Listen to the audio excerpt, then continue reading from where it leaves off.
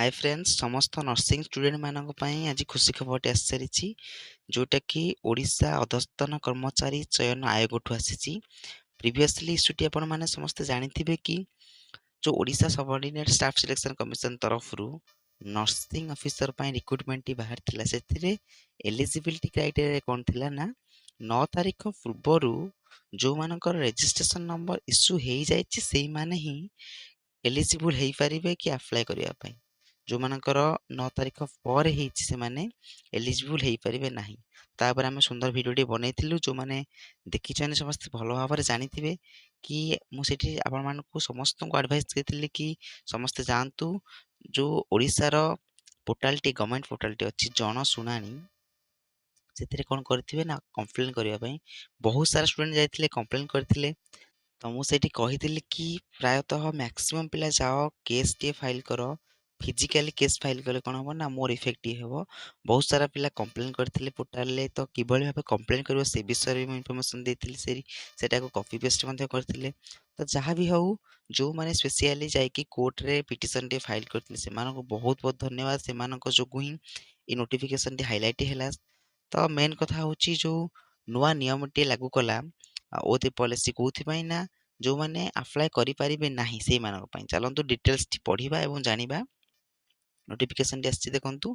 date 8 जून अर्थात आज ही release हेछि कोठु ना Odisha subordinate staff selection commission तरफ रु आपण नोटिफिकेशन किभली पाइबे आमे आपनको डिस्क्रिप्शन प्रोवाइड कर दउ न हेले आपण कोन करंतु ना ऑफिशियल वेबसाइट को जानतु ओती पॉलिसी सेठी फास्ट ही नोटिफिकेशन टी टोटली नोटिफाई कि अछि चलंतु पढिबा भलो भाबरे क्लियरली देखंतु फर्स्ट कथा the candidates who have received valid certificate of registration of ONMRC after the date of advertisement 09/5/2022 are allowed to submit online application for the post अर्थात 9/5/2022 परे जो मानकर registration number बा रजिस्ट्रेशन सर्टिफिकेट इश्यू हेइथिबो से माने पूर्व कोन थिला रेगुलेशन टी से माने एलिजिबल हेइ परिबेनी किंतु नुवा नियम अनुसार कोन हैला ना they can be eligible for the application apply करिवा पई से माने एलिजिबल हेइ परिबे नेक्स्ट कथा देखंतु they shall have to mention the ONMRC registration number in appropriate text box of online application and shall upload online the same certificate बुझी परले से मानु कोन करबा पड़िबो ना रजिस्ट्रेशन नंबर appropriate लेखि सेठी ऐड करबा पड़िबो तो जो माने अप्लाई करिनो जल्दी जल्दी जाओ अप्लाई कर देबो काहे कि ना समस्त को जाना थिबो कि ए जो एप्लीकेशन डेट टी एक्सटेंड हेछि आ गुट कथा कोन ना जदि जेते लेट करिवो ना से जो ओ ट्रिपल एससी रो साइट रे बहुत सारा जाम आसी जिवो तो तुमको ही तकलीफ हो तेनु कर तुमको सजेशन मु दउछि कि जल्दी जल्दी जाके अप्लाई कर दियो सेकंड टी देखो सेकंड नंबर टी पढिबा the candidates who have applied for such registration but not received the certificate of registration from ONMRC एटा बहुत इंपोर्टेंट पिला माने किछि जन स्टूडेंट अछंती एमिति कैटेगरी बिलोंग करछंती कि जो माने अप्लाई तो कर दिछंती कोथि पई रजिस्ट्रेशन नंबर इश्यू पई किंतु सेमानकर रजिस्ट्रेशन सर्टिफिकेट इश्यू एते पर्यंत भी हेई नाही बुझिपाला से माने कोन करिवे ना सेमानको पई भी सुजोग अछि are also allowed to submit online application for the post बुझिपाले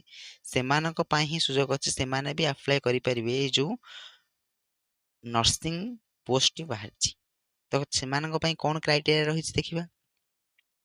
they shall have to mention their application number generated for such registration with ONMRC in appropriate text box of online application and shall upload online the copy of the said application देखो बहुत important कथा कोन देसी ना तांको कोन करबा पड़ियो सेमानकु जो application number जो जनरेट हेछि कोथरे पई जो आपण माने रजिस्ट्रेशन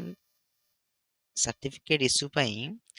जो एप्लीकेशन नंबर टी आपन को इश्यू करा जाइथिबो ए नंबर टी आपण माने आपनकर इंस्टीट्यूट कांटेक्ट करतो आपन पाखरे अवेलेबल हेजिबो तो सेही एप्लीकेशन नंबर टी को आपण कोन करिवे जते बेले ऑनलाइन फॉर्म आवेदन करिवे कोथि पई नर्सिंग नर्सिंग ऑफिसर पई तो सेहीठी आपण से एप्लीकेशन नंबर टी को मेंशन करिवे बुझियला ये थिला दीटा जाको बहुत गुरुत्वपूर्ण कथा तापर पुनी पढिबा टिके देखो Further, the Commission have been pleased to extend the last date for online registration or submission of online applications आज गिवन बिलो जेମିତି कि समस्त जानिथिबे कि OSSSC रे जो पोस्ट भी बाहर ना जेतिकी लास्ट डेट थिबो एग्जाम रो एवं जेतिकी लास्ट डेट थिबो ऑनलाइन आवेदन ना से डेट रे सब बेले एक्सटेंड हुए स्पेशली ऑनलाइन आवेदन रो डेट तो निश्चिंत भाव 7 कि 8 दिन एक्सटेंड हुए सेमिति ही घटिछि नर्सिंग डिपार्टमेंट सहित देखंतु ऑनलाइन रजिस्ट्रेशन 14/5/2022 रु स्टार्ट हेकी 25/6/2022 पर्यंत अछि सबमिशन ऑफ ऑनलाइन एप्लीकेशन कोन अछि 14/5/2022 रु 30/6/2022 दिटा को बुझि पारल क्लियरेंस ऑनलाइन रजिस्ट्रेशन अर्थ होची कोन ना तुमको कोन करबा को पड़िबो OSSSC रे फास्ट आपन कोन करिवे आपनकर रजिस्ट्रेशन नंबर एवं पासवर्ड टी को इश्यू करिवे एटा होची ऑनलाइन रजिस्ट्रेशन बुझेला रे नेक्स्ट कोन अछि एटा डेट 14/5 रु स्टार्ट हे कि केते जे अछि 25/6/2022 पर्यंत बुझेला नेक्स्ट देखो सबमिशन ऑफ ऑनलाइन एप्लीकेशन आउ एटार अर्थ कोन एटार अर्थ होची जो नर्सिंग ऑफिसर पई रिक्रूटमेंट टी बाहर छि एथि पई अप्लाई करबा पई स्टार्ट होची 14/5/2022 एवं 5 दिन एक्स्ट्रा दिया जाय अर्थात 30/6/2022 होची लास्ट डेट तो से जहा हेउना काहे कि लास्ट रे जो माने अप्लाई करबा पई इनएलिजिबल थिले सेमान कथा निश्चिंत भगवान बुझिले एवं जो मानकर एफर्ट थिला जो माने कंप्लेन करथिले ना ह्यूज अमाउंट रो कंप्लेंट जाइथिला गवर्नमेंट पाखु निश्चिंत से नोटिस करछंती आ स्पेशली जो किछि पिला कोर्ट को जाई पिटिशन फाइल कले सेमानक पई ही ए सब जिंस सक्सेस हैला तो नर्सिंग डिपार्टमेंट रो एमिति नोटिफिकेशन फास्ट जानिया पई निश्चिंत भाबा चैनल को सब्सक्राइब कर रखिथान